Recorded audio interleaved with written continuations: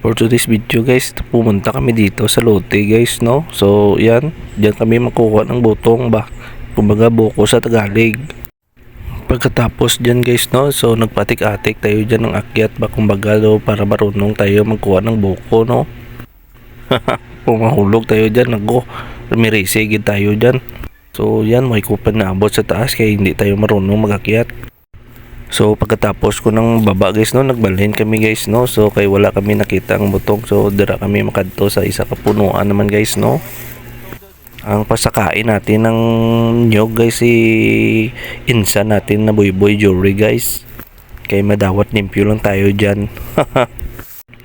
So ayan na yan si insa natin guys, no. So yung gusto niya talaga yan ng bata pa siya guys, yung pilot guys. So ngayong malaki na siya guys, naging pilot talaga siya guys, ng lubi lang guys.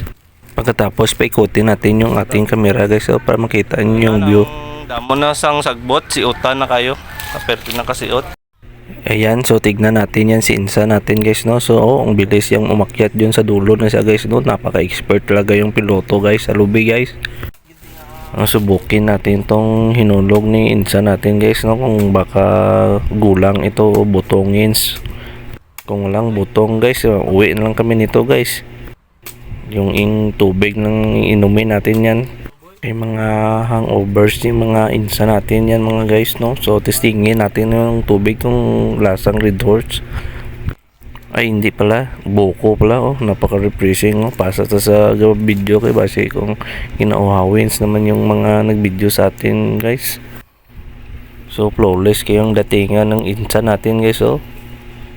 Yung isang insa natin guys nagreklamo na.